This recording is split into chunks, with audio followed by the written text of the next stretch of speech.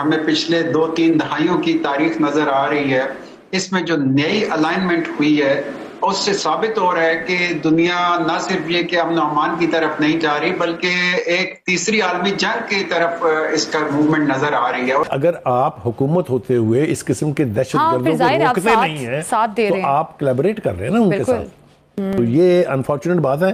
मैं फिर कहूंगा पाकिस्तान की हुकूमत को, पाकिस्तान के फॉरेन ऑफिस को कि इसके ऊपर आवाज उठानी चाहिए। Israel is concerned, it is a country with which we have a strong record of cooperation in national security. It is also a country that has stood by us at different moments when our national security was under threat. पहली Islamic power हम ही है, हमारे पास ही है, हमारे पास ही है। लेकिन मेरे ख्याल से उसकी वैल्यू कोई नहीं। क्या वैल्यू होगी भाई, जंग लग गया होगा। किसको? हमारी एटम बम को, और क्या होना है। वो काफर है, काफरों की काफर मदद करेंगे। आप हमारे हमसाये मुल्क भारत को काफर कह रहे हैं, हालांकि पाकिस्तान ज्यादा मुसलमान तो हिंदुस्तान में रहते हैं। अभी भी इसराइल की जानिब से साउथ लिबनान पर हमलों का सिलसिला भी जारी है, लेकिन इसराइल ने यहाँ पर ही बस नहीं किया है, बल्कि मशरिक़ वस्ता में उसने अब एक नया महाज भी खोल दिया है। इसराइल के मकासद हमें बिल्कुल साफ नजर आ रही हैं और वो ये चाहता है कि जो मुस्लिम इत्तेहाद है उसे पारा पारा कर दिया। वहाँ पर जो लोग मौजूद हैं भारत में, उनका ब्रेन वॉश इस कदर हो चुका है कि वो हिंदुत्व वाला जो माइंडसेट है ना वो हो चुका है कि अक़लियतों को जिस तरह से वो मुकम्मल तौर पे ख़त्म करना चाहते हैं, मुसलमान वैसी अक़लियत में है वहाँ।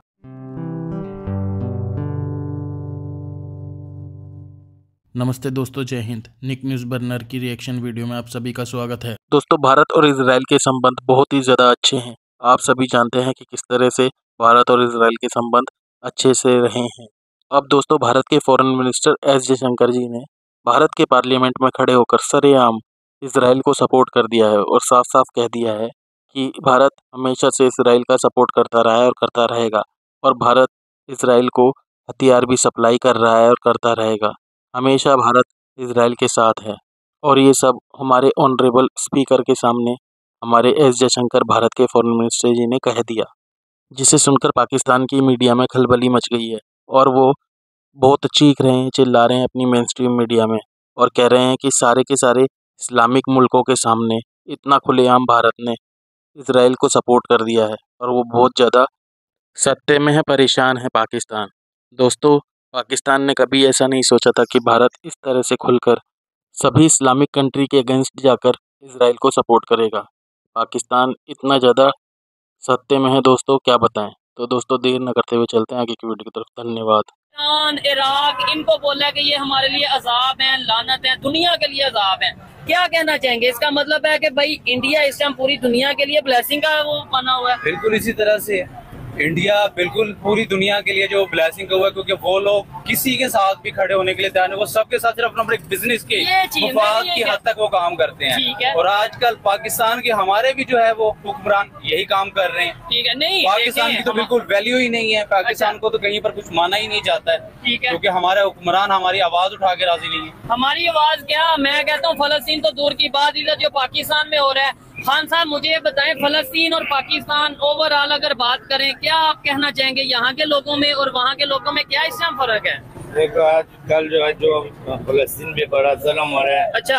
तो ये पर हम मुसलमान लोग हैं। ठीक है, तो हम क्या कर रहे हैं? हम इकट्ठा होके हम उसकी आवाज उठाए। ठीक है, ये कह रहे हैं कि इकट्ठे होके आवाज उठाएं। मुझे बताएं कि क्या तमाम मुस्लिम कंट्रीज इकट्ठे हो सकते हैं?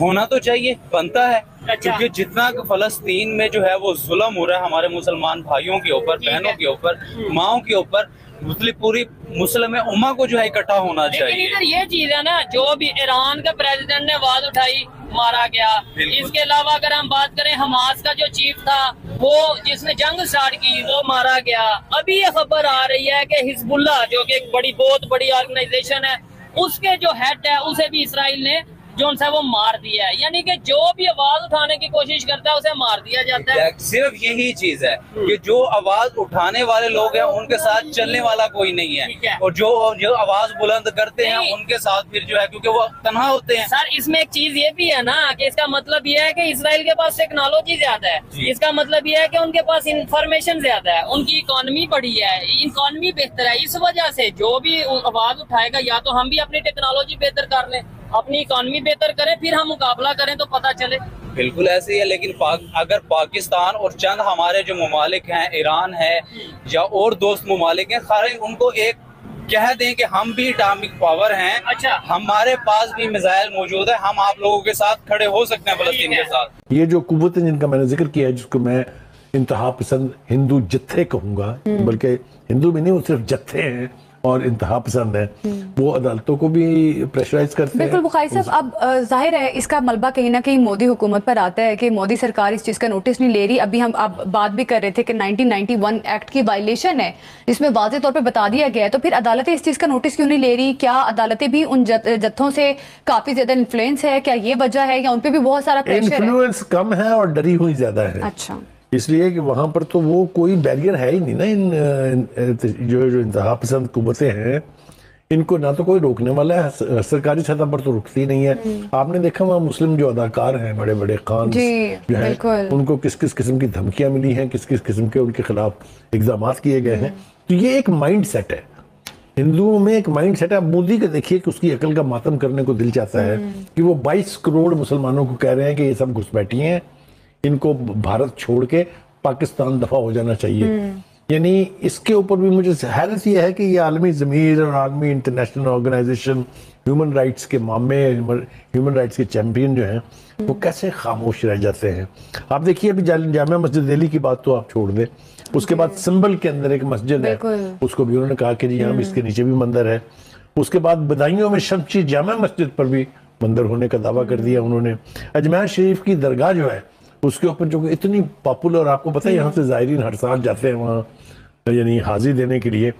फिर इसके बाद पीर पाशा एक दरगाह है, उसके ऊपर भी उनका ये बहुत पुरानी दावा है। तो ये एक आपको कैंपेन लग रही है कि अब कैंपेन जो है वो जोर पकड़ती जा रही है, और जहां जहां भी मुस्लिम आइकन्स हैं या मुस्लिम मोनूमेंट्स हैं या मुस्लिम लैंडमार्क्स हैं, उनके ऊपर यानी हिंदुता का कब्जा, हिंदुता के जरिए कब्जा करने की ये जो ख्वाहिश है, इसके ऊपर मेरे ख्याल से पाकिस्तान को और पाकिस्तान की हुकूमत को यकीनी तौर पर जो इंटरनेशनल प्लेटफॉर्म अवेलेबल है वहां पर आवाज उठानी चाहिए। बिल्कुल, इवन वहाँ के जो मुसलमान हैं वो एहतजाज भी कर रहे हैं, लेकिन उनके साथ भी कोई अच्छा सलूक नहीं कर रही भारतीय पुलिस जो है, ना वहाँ पे रियासती इदारे इस चीज का नोटिस ले रहे हैं, अपने कानून की वायलेशन भी कर रहे हैं। मस्जिद का जो पानी की टंकी जो है वो साफ की जा रही थी, उसके ऊपर जिस किस्म का हंगामा हुआ, 6 मुसलमानों की जान जो है वो गई।